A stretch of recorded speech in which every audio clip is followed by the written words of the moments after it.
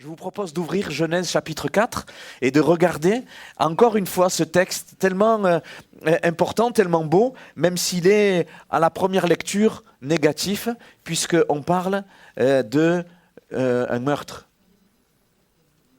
Le meurtre d'un frère contre son propre frère.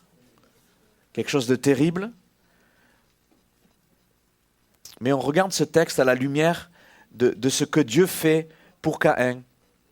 Quel est ce cœur d'amour du Père qui va chercher Caïn, qui cherche à le rejoindre pour l'empêcher de commettre l'irréparable. Alors vous allez me dire, oui mais pasteur Jacques, ça n'a pas marché. C'est vrai, parce que Caïn a refusé. Et vous savez que l'œuvre de Dieu dans nos vies, elle est toujours liée à notre cœur qui veut, à notre cœur qui accepte. Sinon Dieu ferait de nous des robots. Mais on a le libre arbitre. Dieu a permis que nous ayons un libre arbitre. Dans sa souveraineté, il y a notre part de responsabilité de ce que nous faisons face aux appels du Seigneur, face aux encouragements du Seigneur. Avec Caïn, ça n'a pas marché. Malgré ça, Dieu l'aime. Dieu l'a aimé. Dieu a voulu lui tendre la main. Dieu a voulu le secourir. Et même quand l'irréparable a été fait, nous avons vu dernièrement que quand les yeux de Caïn se sont ouverts sur le mal qu'il a fait, il dit « mais je mérite moi-même la mort ». Dieu a dit à personne qui va te tuer, parce que je mets une marque sur toi qui va te protéger. Même dans notre plus grand échec, dans notre plus grand désarroi et dans notre plus grande détresse, il y a toujours la marque de Dieu sur nos vies qui nous donne la possibilité de vivre encore.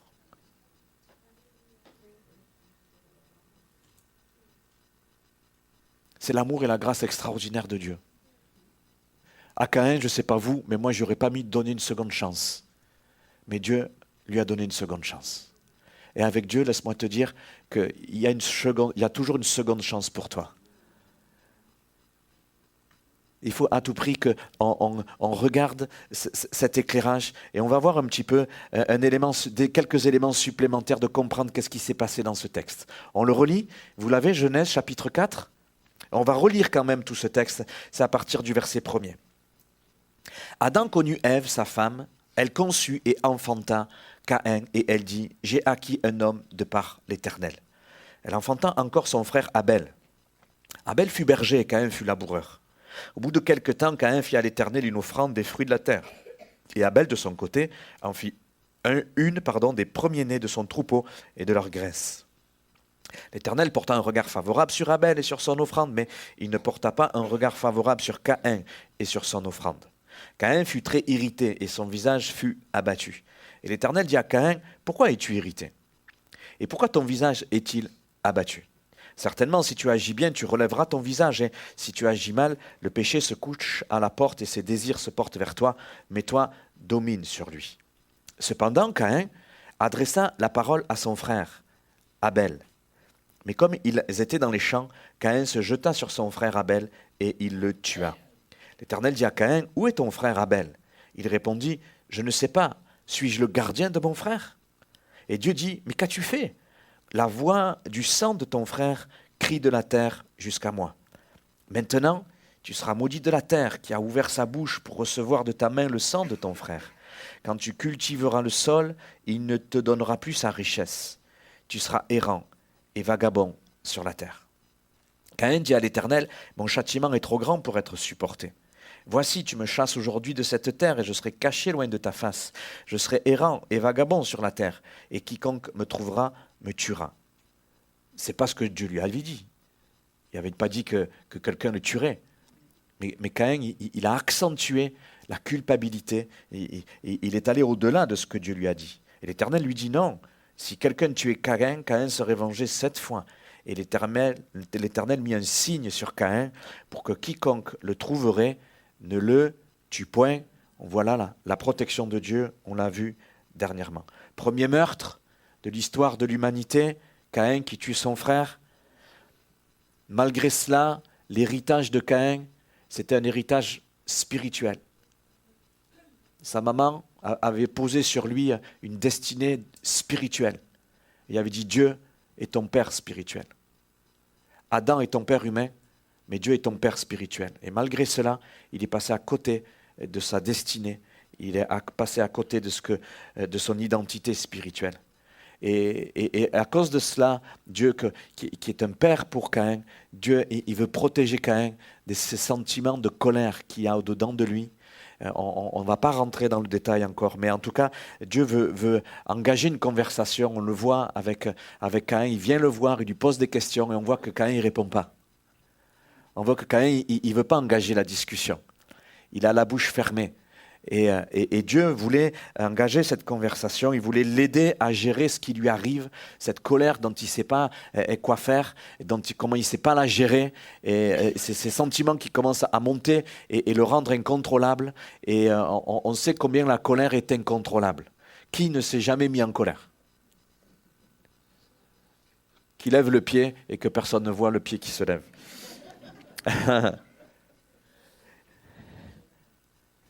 On a vu que la colère de Caïn, en fait, c'était plus qu'une histoire d'offrir des légumes ou un sacrifice d'animal, même s'il y avait une portée prophétique. Mais ça cachait le cœur, l'amour-propre, le cœur blessé, l'orgueil de Caïn. Dieu voulait soigner l'âme de Caïn. Il voulait le libérer de son amour-propre. Il voulait le libérer de son orgueil. Et là aussi, qui n'a pas d'amour-propre? Qui lève l'autre pied, que personne ne voit. Qui n'a pas d'orgueil? Et on en a tous. Et le Seigneur veut vraiment rendre notre âme complètement libre. Et malgré la tentative de Dieu d'engager cette conversation, mais ça n'a pas marché. Caïn va refuser. Et toutefois, comme on vient de le lire tout à la fin, malgré le fait que Caïn, il s'éloigne, il va commettre l'irréparable, Dieu va être là pour le protéger. Le protéger des autres, le protéger de lui-même, lui permettre de vivre. Et ce texte nous montre que Dieu, bien sûr, il veut s'occuper de nous, il veut s'occuper de ton âme. Vous savez, ce côté caché que personne ne voit. Il veut que nous vivions libres et libres de pouvoir gérer ce qui nous arrive, des circonstances extérieures, mais ce qui nous arrive de dedans de nous. Des choses qui sont en nous, des fois que ça nous fait peur, des pensées qui jaillissent au-dedans de nous, qui nous déstabilisent et qui viennent attaquer notre foi. Le Seigneur veut nous libérer de ces choses-là. Alléluia. Le titre de mon message ce matin, c'est quelque chose qui nous engage fortement, comme la proposition que Dieu a faite à Caïn. Nous sommes appelés à dominer. Nous sommes appelés à dominer à l'image de ce verset 7 sur lequel nous allons revenir. Certainement, si tu agis bien, tu relèveras ton visage. Si tu agis mal, le péché se couche à ta porte. Il se porte vers toi, mais toi, domine sur lui. Alléluia. Tourne-toi vers quelqu'un et tu lui dis, tu es appelé à dominer. Tu es appelé à dominer. Pas à être dominé, mais à dominer. Alléluia. Nous continuons, nous reprenons le fil de notre texte. Je vous propose 3 points ce matin. Caïn doit faire un choix. Dans ce que Dieu dit à Caïn, Caïn lui propose de faire un choix. Il faut qu'il fasse un choix. 2e point, veiller à la porte de nos cœurs. Et 3e point, enfin le dialogue, point d'interrogation. Est-ce que c'était un vrai dialogue? On va voir tout ça. Caïn doit faire un choix. Le verset 7, il est là, ce choix. Certainement, si tu agis bien, tu relèveras ton visage, et si tu agis mal, le péché se couche à la porte et ses désirs se portent vers toi, mais toi, domine sur lui. Il y a toujours la possibilité que nous avons, parce que Dieu nous met sur le cœur, il met devant nos yeux ce choix. Comme il a fait à Caïn, il te le fait à toi ce matin. Certainement, au milieu de nous, il y a des personnes qui n'ont pas encore fait le choix, qui n'ont pas encore choisi. Et ici, Dieu il dit, voilà, tu as le choix. Soit tu fais le bien, soit tu relèves ta tête, soit tu fais le mal. Et tu continues à aller dans le sens de cette colère, de cette incompréhension qui est en toi et qui bouillonne et qui va jaillir et qui va faire que tout va voler en éclats. Et le Seigneur, dans toute la parole de Dieu, il met devant nous, devant nos cœurs, toujours deux chemins. La Bible nous dit qu'il y a 2 chemins. Le chemin de la vie qui suit Jésus et le chemin de la mort. Toujours une invitation. Depuis les temps anciens, avec Moïse dans le Deutéronome, il dira au peuple de Dieu, il y a deux chemins. Et à chaque fois, il y aura une incitation de Dieu pour dire à toute personne, choisis la vie. Il y a le chemin de la vie et de la mort, mais Dieu te dit, il nous incite, il nous presse, mais il ne nous oblige pas parce que c'est nous qui choisissons. Nous sommes responsables de nos choix. Tu es responsable de tes choix. Tu as 10 ans, 11 ans, 12 ans, 13 ans, 15 ans, 18 ans, 20 ans, 50 ans. On est responsable de nos choix. Et le Seigneur, à travers ce texte, il nous dit, il nous montre, il y a le chemin avec Dieu et le chemin loin de Dieu. Et Caïn est un contre-exemple ici. Et malgré ce choix, malgré Dieu qui est là, malgré Dieu, il veut s'occuper de lui. Il y a un tête-à-tête particulier. Et malgré cela, il fait le mauvais choix. Alors je prie ce matin pour qu'il y ait personne qui reste à se dire je veux faire le mauvais choix, je veux rester dans mes raisonnements, je veux rester dans mes pensées, je veux continuer à être conduit par mes émotions. Je prie pour que tu suives Jésus. Que personne ne reste, comme on dit, entre deux chaises. Tu viens à l'église et pourtant tu n'as pas choisi.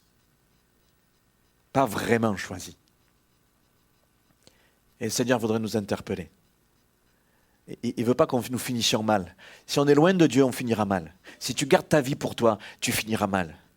Finir mal, c'est pas seulement faire le mal. Finir mal et être mal, c'est être loin de Dieu. C'est refuser le dialogue. C'est refuser de s'ouvrir, comme Caïn a refusé. Mais nous, on n'est pas comme ça. Non ? Eh oui, Seigneur, garde-nous de ne pas être comme ça. Et Dieu utilise toujours comme ça, dans toute la parole de Dieu, la possibilité à l'être humain que nous puissions être interpellés. Toujours deux chemins. Il n'y en a pas 3, il n'y en a pas 4, il y en a 2. Un avec lui ou un sans lui. Quelle incompréhension, quelle colère qu'il y a dans ton cœur où tu es tenté de changer de chemin. Toi qui t'es engagé avec Jésus. Il y a une incompréhension, une colère qui est là. Parce que tu ne comprends pas ce que Dieu veut faire avec toi. Tu n'arrives pas à voir la destinée de ta vie. Laisse-moi te dire que ta vie, elle est cachée en Christ. Et tu as fait le bon choix de choisir Christ. Il faut que tu vérifies de rester ce matin sur le bon chemin. Tu restes sur ce chemin-là. Tu ne fais pas de mauvais choix. Tu es appelé à dominer des circonstances négatives, des pensées négatives qui veulent enlever la foi de ton cœur. Laisse-moi te dire que tu es sur le bon chemin. Amen. On veut rester sur ce bon chemin envers et malgré tout. Et parce que le chemin sans Dieu, c'est un chemin dangereux.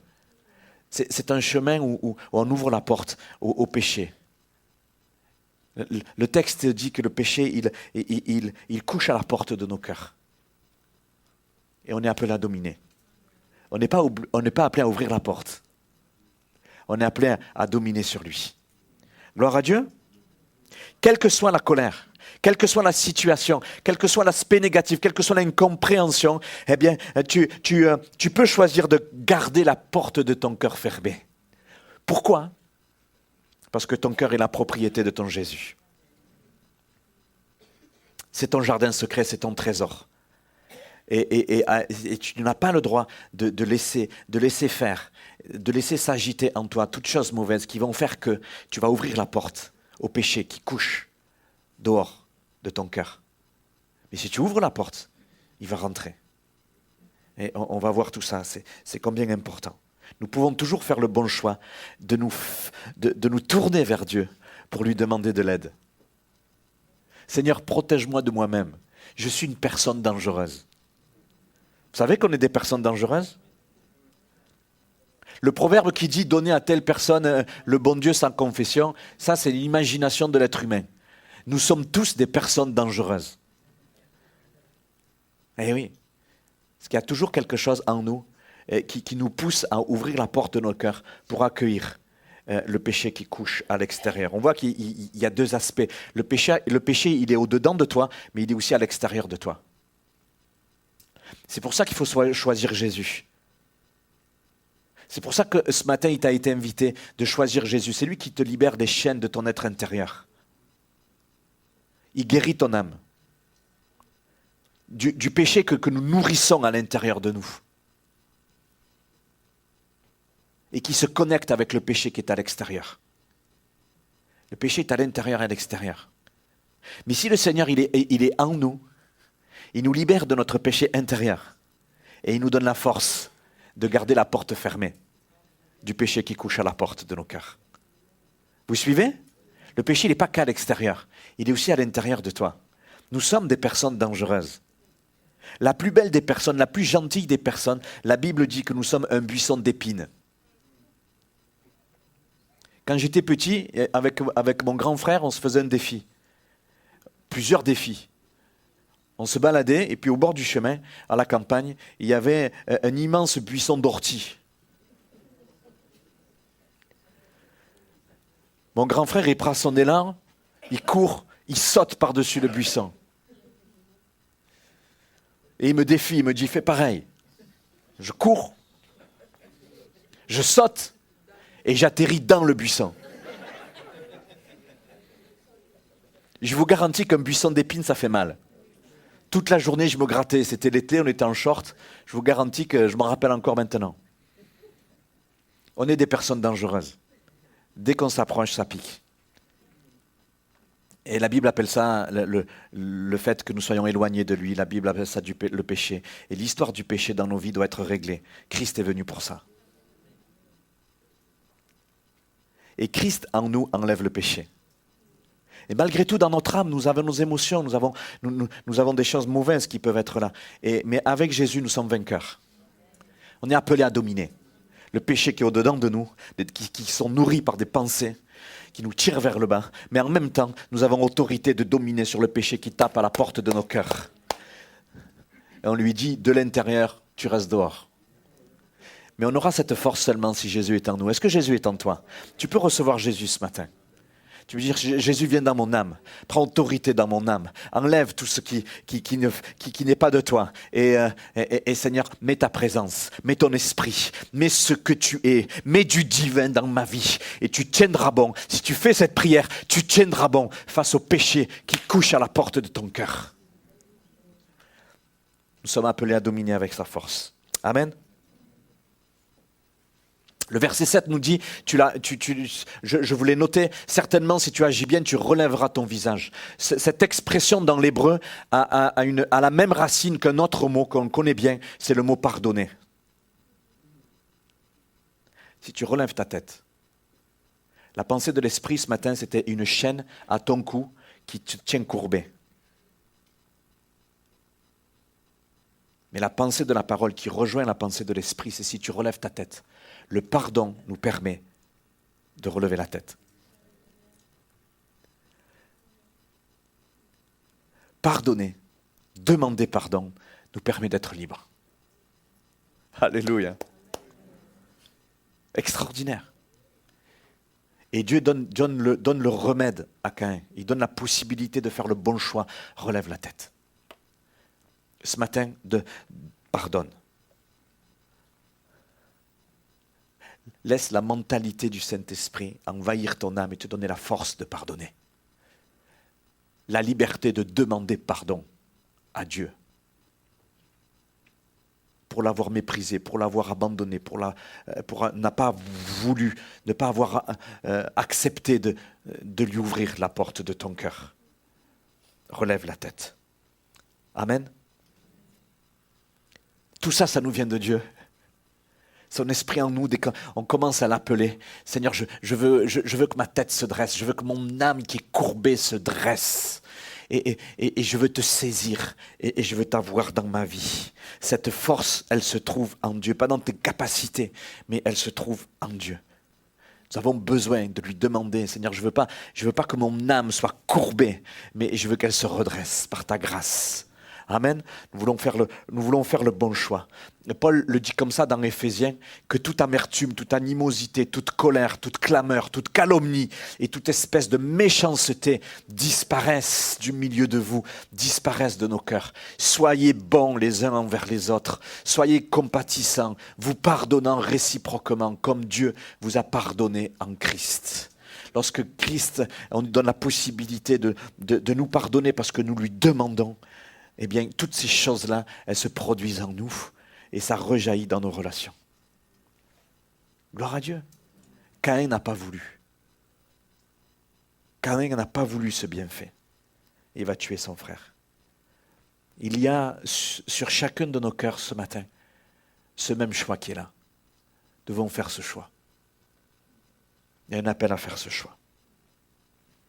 Et lorsqu'on le fait, on est appelé à veiller à la porte de nos cœurs. On est appelé à veiller à la porte de nos cœurs.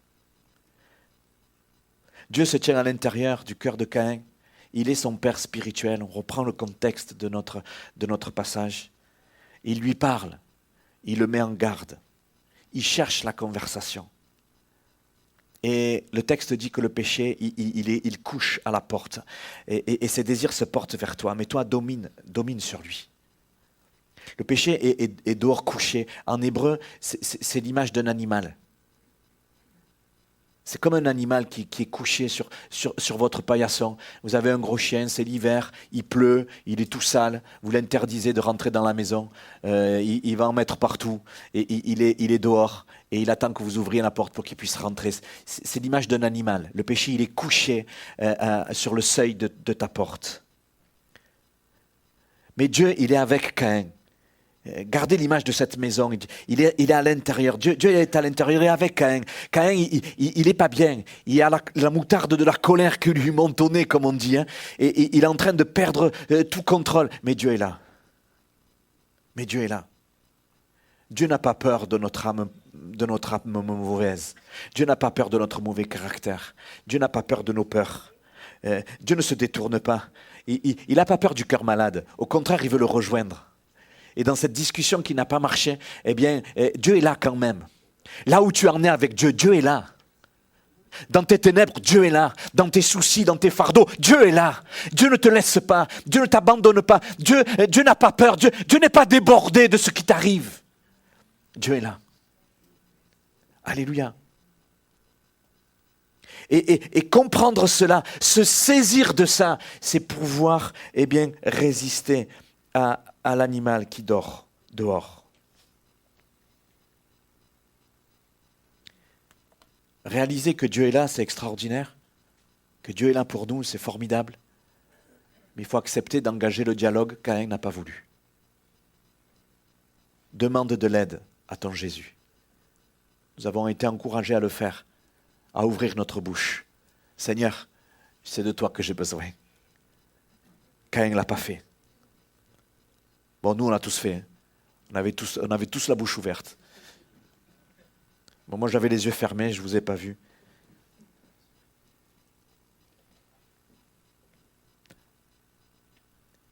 Il faut qu'on fasse attention à ces principes parce que la porte peut être fermée par rapport au péché qui couche à l'extérieur. Dieu peut nous inviter au dialogue, à la relation dans notre cœur et on peut quand même refuser. Il ne suffit pas de garder la porte fermée, mais il s'agit de vouloir toujours une relation avec notre Jésus. Où tu en es dans ta relation avec ton Jésus? Est-ce que tu prends le temps de lui parler? Est-ce que tu lui prends le temps de lui exposer tes soucis, tes fardeaux, ce qui te mine? Est-ce que tu prends le temps de te centrer sur ce qu'il est?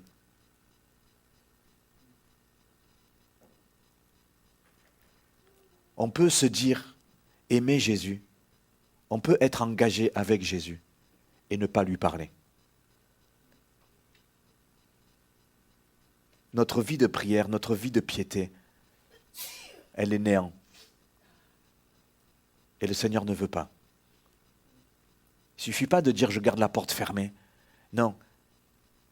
Il faut dire Seigneur, je te veux toi dans ma vie, dans mon quotidien. Je veux que tu sois mon meilleur ami, mon confident. Tu sais tout de moi, je te le dis. Je t'apporte mes joies, je t'apporte mes peurs, je t'apporte tout. Accepter le dialogue, demander de l'aide.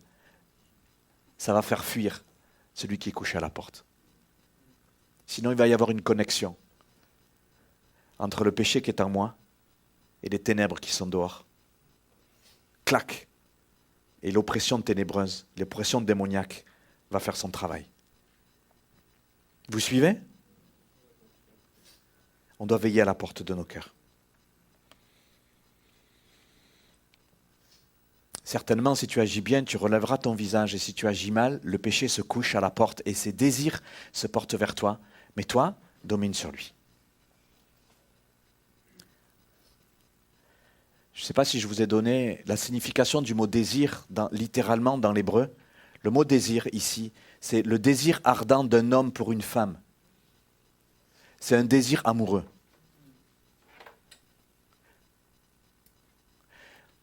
Lorsque on lit ce texte et qu'on dit, voilà, le péché, il couche à ta porte, et on a l'impression d'un animal qui, si on ouvre, il va nous sauter dessus, il va nous dévorer. On a l'image de l'épître de Jacques qui dit que le diable, c'est comme un lion rugissant et qui cherche qui il va dévorer et qui nous encourage à lui résister, et comme dans un combat. Ici, ce n'est pas du tout cette image-là. C'est une idée reçue. Le mot ici qui est utilisé, ses désirs se portent vers toi, mais toi domine sur lui. Le mot désir ici, c'est désir ardent d'un homme pour une femme, un désir amoureux.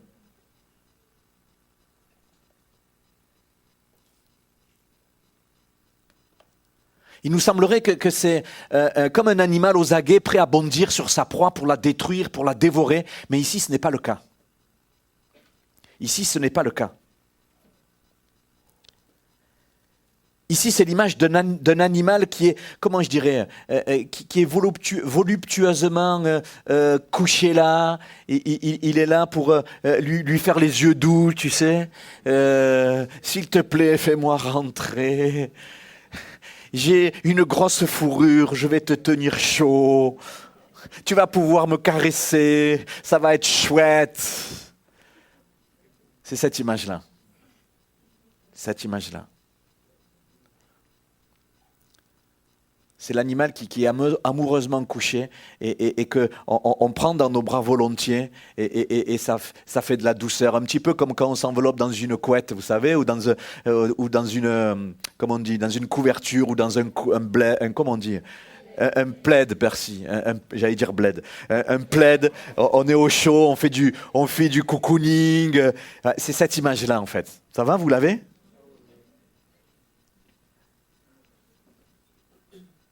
On est loin du lion rugissant, pas dans ce texte.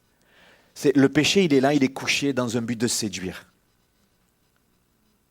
Comme leur relation de deux personnes amoureuses qui s'entrelacent. Rappelez-vous, papa Adam et maman Ève, dans le jardin. Qu'est-ce que le texte dit ? Le serpent, il est venu. Et c'est pas écrit qu'il a mordu Ève. Il a séduit Ève. Et c'est le même mot qui est utilisé ici. Il y a un jeu de séduction. Le péché nous séduit. On aime le péché. Notre chair, elle aime le péché.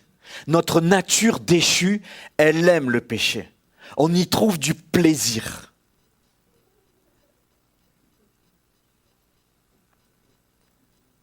Le péché produit une certaine jouissance. La Bible parle de la jouissance du péché. Des personnes qui sont liées par l'alcool, ils savent que ça leur fait du mal, mais au moment où ils prennent, et l'ivresse que cela produit, ça produit du plaisir. Ceux qui prennent de la drogue, c'est le même effet. Ils savent que ça détruit leur corps, mais au moment où ils le prennent, ça produit l'ivresse du plaisir.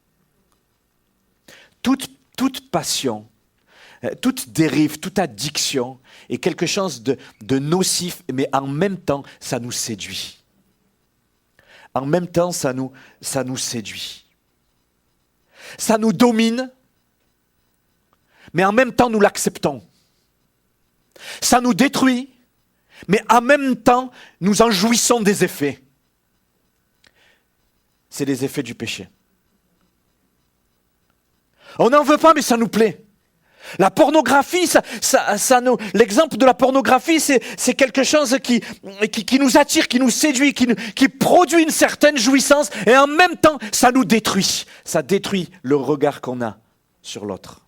Ça détruit le regard qu'on a sur notre propre personne. Le péché, ça nous fait du mal, mais ça nous attire. Ça nous fait du bien et ça nous détruit. Ça nous séduit pour nous détruire. Et ça produit une jouissance. Et cette jouissance, nous l'aimons. Notre chair l'aime. Et c'est pour ça qu'au-dedans de nous, il y a le combat entre la chair qui fait écho, qui accueille ce que je décris là, ce que nous voyons dans ce texte, et l'œuvre de l'esprit en nous. Et le combat se fait dans notre âme. Vous suivez ?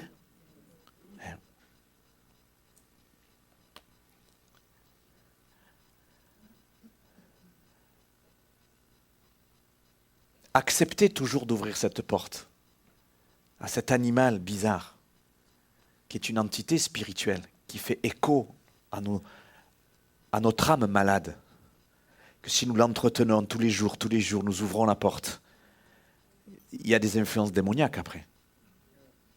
Et bien sûr.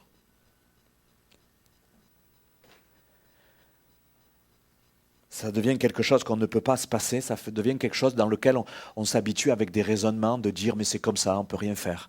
Je serai parfait quand je serai dans le ciel, etc. etc. Mais c'est des faux raisonnements. Jésus il est venu pour guérir l'âme brisée, que le lien avec l'animal qui couche dehors soit brisé et que les portes soient refermées pour la gloire de Dieu. Caïn n'a pas voulu. Caïn n'a pas voulu. Il a ouvert la porte. Sa colère a ouvert la porte à un esprit de colère qui l'a amené à faire des choses qui n'étaient même pas pour lui pensables. Il a tué son frère.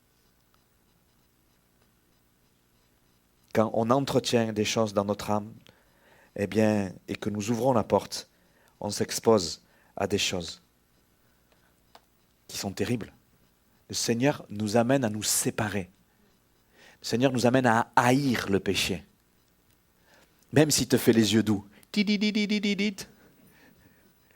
Ça va être super, ça va te faire plaisir, tu vas t'éclater. Eh ouais. Mais ça nous détruit. Il n'y a aucune situation qui est trop dure pour dire non au péché. Dieu t'en donne la force. N'accepte plus tes chaînes, n'accepte plus tes logiques.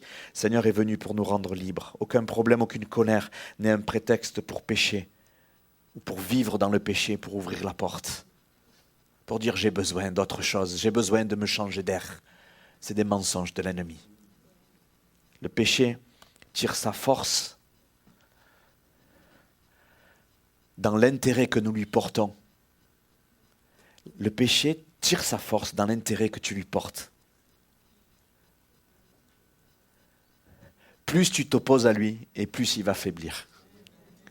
Plus tu t'opposes à lui avec la force de Dieu, et plus il va faiblir.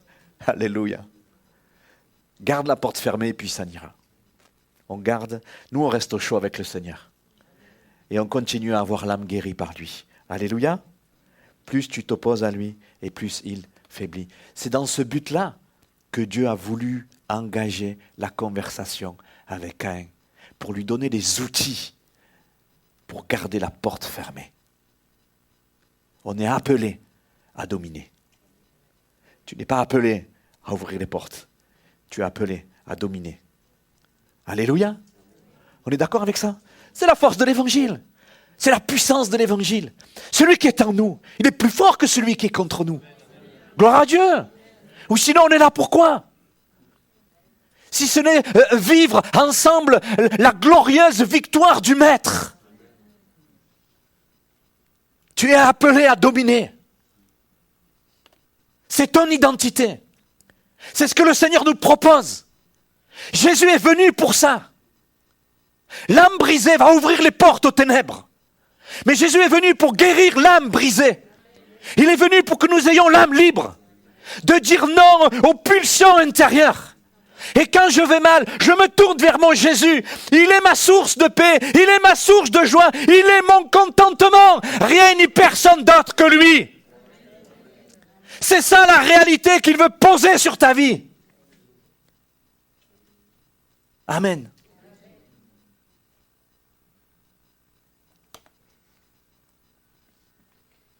Alors on fait le dialogue? Est-ce que nous sommes toujours en dialogue avec le Seigneur? Est-ce que nous disons, Seigneur, le problème, ce n'est pas les autres, pas tant les autres. Pas tant les circonstances. Des fois, on s'entend dire quand ça ira mieux, je ferai ceci. Quand ça ira mieux ça. Quand ça sera réglé. Quand lui ou elle aura fini de me prendre la tête, eh bien, j'irai mieux avec Dieu. C'est faux. C'est faux. Dans la tempête et l'adversité, on peut être en paix.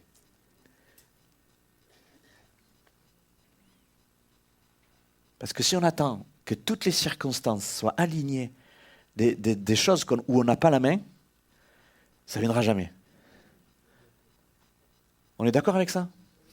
Et c'est pour ça que le Seigneur il veut s'occuper de notre âme. Alors on fait le dialogue, on est au verset 9. On voit que, on va revenir au verset 8 tout à l'heure, mais le verset 9, on voit que Caïn s'est jeté sur son frère, il l'a tué, et puis Dieu vient, encore. Dieu vient voir Caïn, et l'Éternel dit à Caïn, où est ton frère Abel? Il est où? Il est où ton frère? Ton petit frère, il est où? Il répondit, je ne sais pas. Suis-je le gardien de mon frère? Qu'est-ce qu'on voit ici?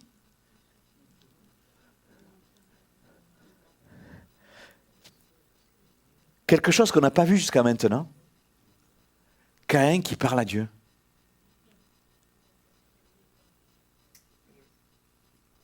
Dans tout le début de notre texte, Dieu pose des questions, il essaye d'engager la conversation avec Caïn. Caïn, motus, bouche cousue. Il ferme les oreilles. Oh, quelqu'un me parle? Oh. Ah, Pasteur Jacques, il a parlé aujourd'hui pour moi? Ah bon? Ah, oh. Et là, qu'est-ce que nous voyons? Dieu parle, Dieu pose une question, et Caïn répond. On a l'impression que ses oreilles se sont ouvertes. Qu'est-ce qui s'est passé? Qu'est-ce qui s'est passé? Mais la colère, elle est partie. Pourquoi? Et il l'a posée sur son frère, il l'a tué. La moutarde, elle est descendue. Le mal est fait. Les casseroles ont volé. Les portes ont claqué. Les coups de poing dans les murs et dans les portes, ils ont été donnés. La colère est tombée.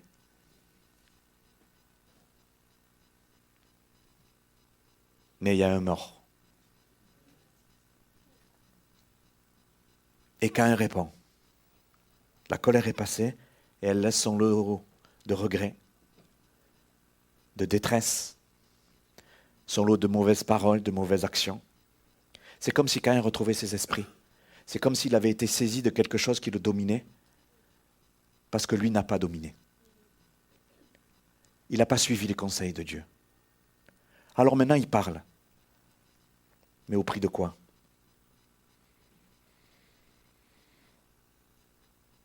Cette mauvaise influence vient de le laisser.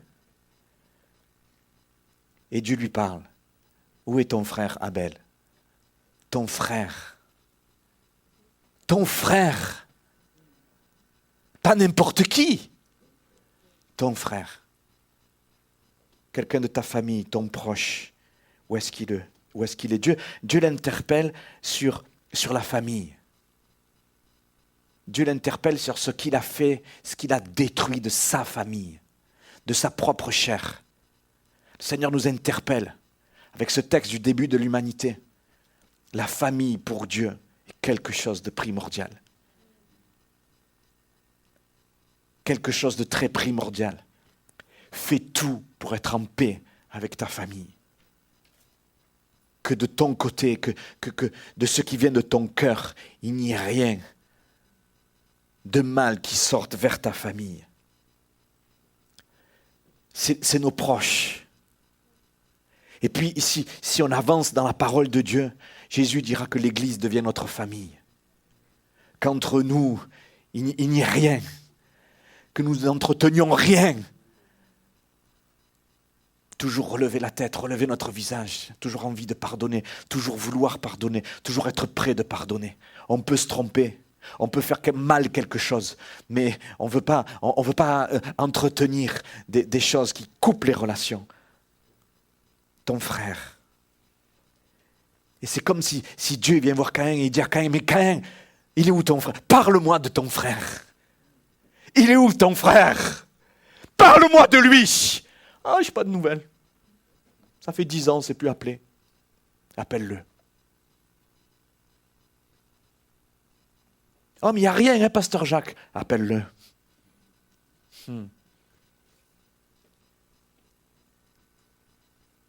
Où en sommes-nous dans notre communion les uns avec les autres? C'est quelque chose qui s'entretient, c'est quelque chose qui se construit. C'est important, la communion dans l'Église. On est la famille de Dieu. Où est ton frère? Comment va ton frère? Est-ce que tu as des nouvelles de ton frère? Donne-moi des nouvelles de ton frère. Est-ce que Dieu savait ce qui était arrivé? Bien sûr que oui. Bien sûr que oui. Mais Dieu se sert d'une question entre guillemets bête, puisqu'on connaît la réponse, mais pour interpeller Caïn. Dieu, encore une fois, il cherche le dialogue. Pourquoi? Pour donner la possibilité à Caïn d'avouer sa faute.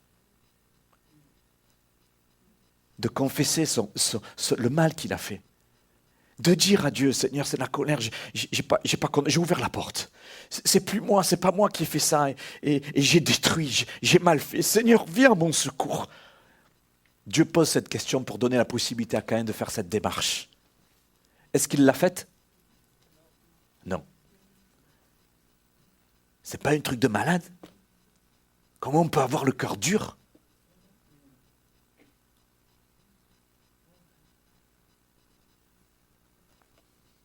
Dieu cherche le dialogue pour que Caïn avoue sa faute. Avouer sa faute, l'abandonner aux pieds de Jésus, c'est le meilleur de tous les remèdes. C'est le meilleur de tous les remèdes. La repentance est la plus glorieuse des délivrances. Quand on avoue nos fautes aux pieds de Jésus, il y a une délivrance profonde qui vient. Amen. Tu veux être libre? Repens-toi. Eh oui.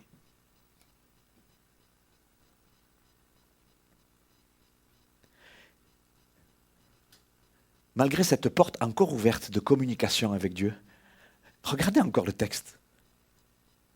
Qu'est-ce que Caïn dit? Je ne sais pas, suis-je le gardien de mon frère? Qu'est-ce qu'il répond à Dieu? Il répond par un mensonge. Non mais allô quoi? Comme si on pouvait mentir à Dieu. Bah, avant même qu'on parle, Dieu sait. Il répond par un mensonge. C'est pas outrancier cette affaire.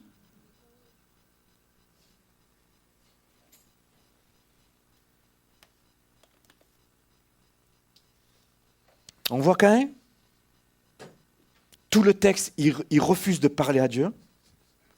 Il s'enferme, comme on dit, dans un mutisme, dans un silence. Il bouche les oreilles. Il se ferme la bouche. Mais là, avec le mensonge, il met un tour de clé, là, hein, terminé. Il verrouille tout. Il verrouille tout. Et malgré tout, tout à la fin, Dieu va poser sa main, il va mettre une marque sur lui, il va lui dire, vous ne lui faites pas de mal. On voit l'amour et la patience de Dieu. Extraordinaire. Extraordinaire.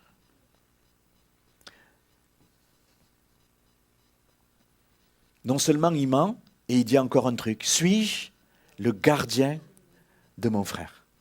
Suis-je le gardien de mon frère? Il ne se considérait pas comme étant le gardien de son frère. Et il ne considérait pas non plus comme Dieu étant le gardien de son âme. Vous savez que Dieu est le gardien de ton âme. Et parce qu'il est le gardien, il a le droit de venir te voir et te dire, oula, là t'es en danger. Oula, là il faut que tu rectifies.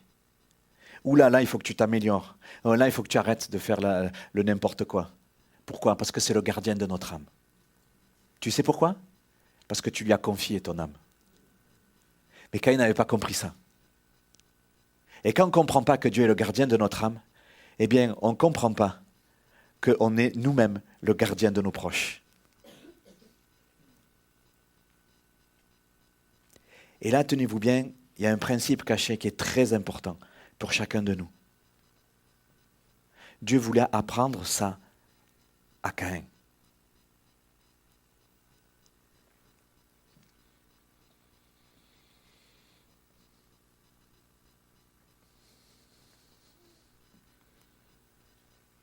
je ne l'ai pas noté, mais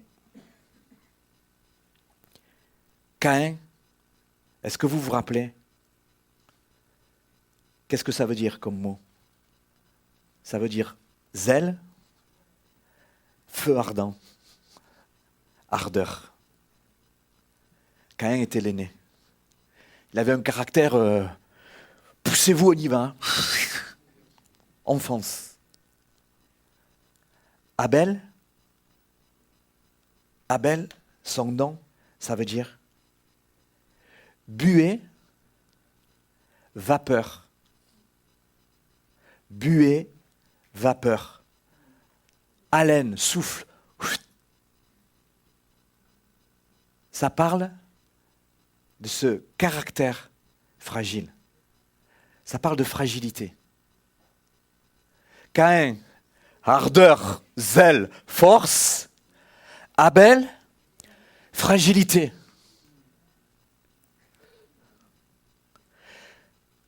Qu'est-ce que Dieu voulait enseigner à Caïn? L'aîné. Dieu voulait que Caïn comprenne qu'il était responsable de l'état et du bien-être de son frère. Dieu voulait lui faire comprendre ce principe très important. Le plus fort, l'aîné, doit protéger les plus faibles. Comme Dieu, le fort des forts, s'engage à nous protéger, faire de nous des hommes et des femmes forts pour protéger les plus faibles. Et quand Caïn dit « Suis-je le gardien de mon frère ?» Bien sûr qu'il aurait dû l'être. Bien sûr qu'il aurait dû l'être. Lui l'aîné, lui le fort, il aurait dû tout faire pour protéger Abel. Mais son ego, son amour-propre, quand il a vu les regards de Dieu sur Abel, au lieu de le protéger, au lieu de l'encourager, lui, le faible qu'il était, il l'a détruit pour son propre bien. Alors, est-ce que Caïn a parlé et que c'était vraiment un dialogue? Pas vraiment. Le Seigneur voudrait guérir nos cœurs. Il voudrait toucher notre ego, toucher notre individualisme qui est nourri par la société environnante, nous montrer, de nous occuper des plus faibles. On peut le faire que si on a l'âme guérie. Sinon, les plus faibles, ils vont continuer à nous prendre la tête. Ceux qui nous rendent fous au quotidien, c'est eux les faibles. C'est eux qui ont besoin d'être aidés. Mais nous, qu'est-ce qu'on fait avec ceux qui ont besoin d'être aidés? On se sépare, on veut être tranquille. J'en peux plus, Seigneur. Elle oulala, me gobe le cerveau. Lui, il me tire vers le bas, je ne veux plus le voir. C'est les plus faibles. Et le Seigneur nous amène, nous les forts, à nous occuper des plus faibles. Est-ce que nous acceptons ça? Pour ça, il faut avoir l'âme guérie.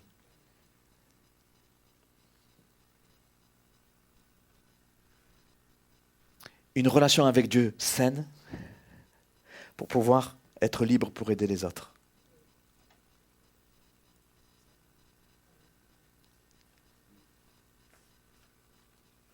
On est appelé à dominer de l'être intérieur de nos vies, mais aussi aider les autres à leur tour à dominer eux-mêmes. C'est la loi du royaume. C'est la loi du royaume. Amen.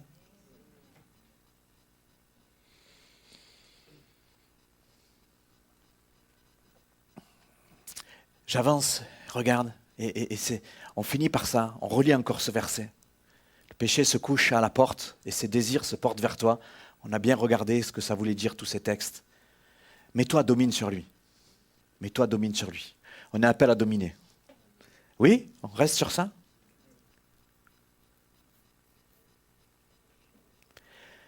En français, c'est mal traduit, cette manière dont c'est écrit. Dieu, il dit à Caïn, « je crois que tu domineras sur lui. Il y a une tournure de phrase qui appelle et qui proclame la confiance de Dieu sur les capacités de Caïn à dominer sur le péché qui couche à la porte. Littéralement, c'est « je sais que tu domineras sur lui. N'aie crainte de lui, tu le domineras ». C'est un impératif basé sur une confiance que Dieu a pour Caïn grâce à ce qu'il est dans son identité.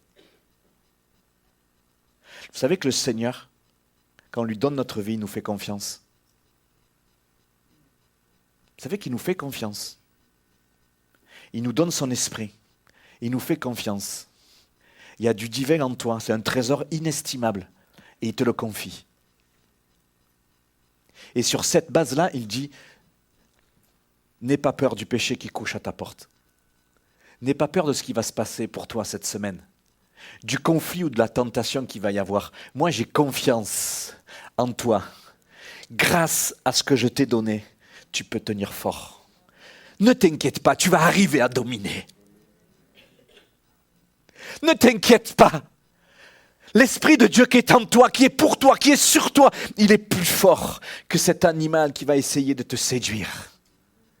Cette fois-ci, c'est non. C'est stop. C'est terminé. Et quand il dit tu domines sur lui, il dit ne t'inquiète pas, tu auras la force de dominer sur lui. Littéralement, c'est ça que ça veut dire. C'est comme ça que Dieu lui dit. Amen. Parce que l'œuvre de Dieu dans nos vies, elle est suffisante. Elle est pleine, elle est entière, elle est complète. L'œuvre de Dieu dans ta vie, lorsque tu lui dis entièrement et pleinement oui, elle est entière et totale pour dire non au péché qui couche à la porte de ton cœur. Là, sur ta chaise, tu es capable de réaliser ces choses-là, de les recevoir et de les vivre. L'ennemi va te faire croire qu'il faut toujours que tu atteignes un niveau supérieur pour être fort. C'est faux. L'Esprit de Dieu qui est en toi est déjà fort, pleinement fort, totalement fort. C'est l'Esprit qui a ressuscité Christ. L'Esprit de la création, il est en toi. Gloire à Dieu. C'est la force et la puissance de l'Évangile. Et en disant ça, Dieu lui rappelle qu'il a été formé par l'Esprit de Dieu. Ton Père spirituel, c'est Dieu lui-même. Ton Papa du ciel, c'est Dieu, grâce à l'œuvre de Christ. Alléluia. De la même manière, il fait confiance à son église de Villemur pour continuer à aller de l'avant. De la même manière, il te fait confiance à toi. Ton épreuve, je ne sais pas laquelle c'est, mais elle ne va pas avoir raison de toi. Ton incompréhension, quelle qu'elle soit, et ton découragement, quel qu'il soit, le Seigneur, il te fait confiance. Et je te relaye ce qu'il nous dit à travers ce texte. Tu ne vas pas baisser les bras. Tu es appelé à dominer. Alléluia. On ferme nos yeux. Je voudrais qu'on ait un temps de prière. On a du temps. La pendule, ne vous affolez pas, on l'a pas décalé. C'est pas l'heure qui est affichée, c'est 1 heure de moins. Ok?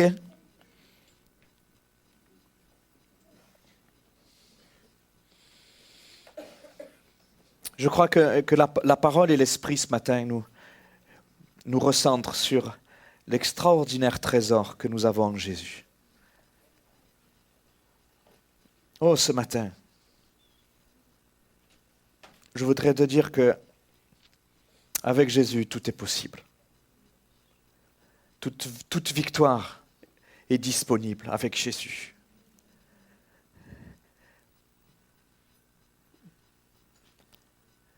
Et quand nous lisons « domine sur lui », c'est pas un ordre seulement. C'est pas seulement un appel, c'est plus que ça. C'est une approbation de Dieu, un sceau de Dieu dans le monde spirituel. C'est une proclamation face aux ténèbres, comme on l'a chanté ce matin. C'est Jésus qui se dresse dans le monde spirituel et qu'il dit, lui, elle est à moi, laisse-le aller, laisse-la aller. Tu n'as pas autorité sur lui, tu n'as pas autorité sur elle. C'est lui et elle qui a autorité sur toi. C'est le peuple de Dieu qui a autorité sur les ténèbres. On est appelé à dominer. On a tout reçu et le Seigneur te fait confiance. Si tu prends position, la victoire est pour toi. Si tu déclares de ta bouche, la victoire, elle est pour toi. Si tu le veux dans ton cœur et si tu ne fais pas comme Caïn, si tu ne fuis pas tes responsabilités, si tu comprends qu'il veut faire de toi plus que jamais un homme fort, si tu veux te saisir de cette force qui est en Jésus, alors toute victoire, toute chose nouvelle s'ouvre maintenant devant toi. Le chemin de grâce s'ouvre devant toi.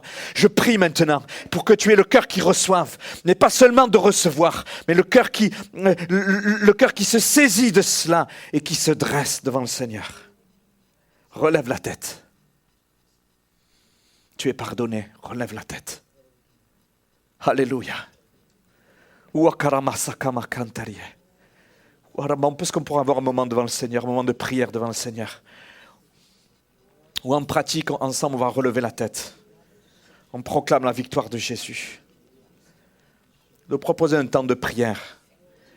Les derniers dimanches du mois sont en particulier réservés à ces temps de prière. C'est ces temps où on est dans la face, devant la face du Seigneur. C'est ces temps où on peut proclamer, là où on est, sur notre chaise. On saisit ce qu'on a reçu de quelque chose de la parole.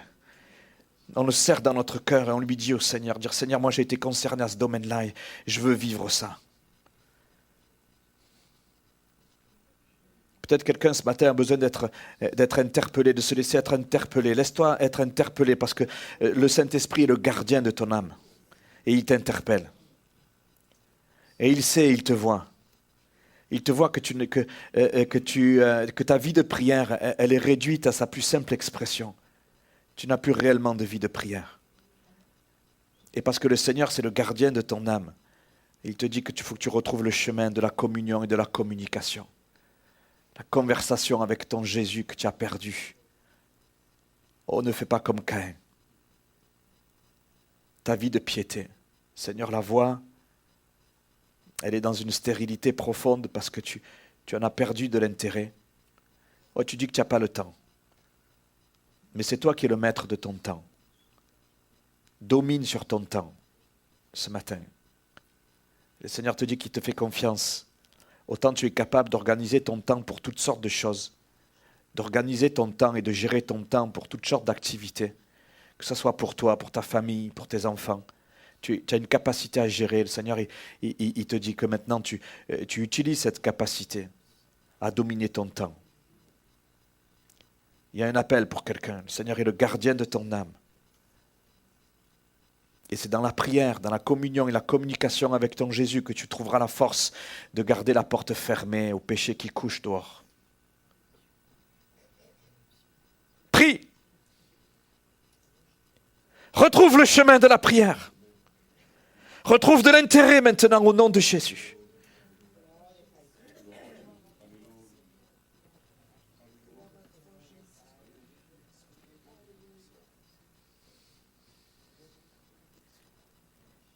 Il y a un appel pour quelqu'un qui a le cou chargé.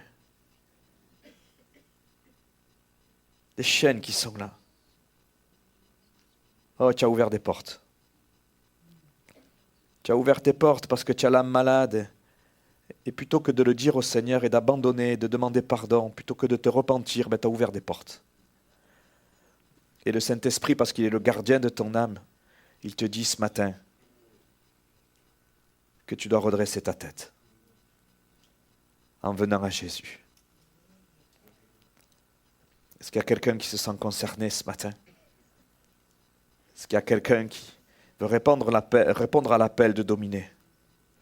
Répondre à l'appel d'être cet homme fort, cette femme forte que le Seigneur veut que tu sois. Oh, que toute faiblesse soit restaurée ce matin. Tout esprit de faiblesse, de découragement soit brisé ce matin. Tu es fort.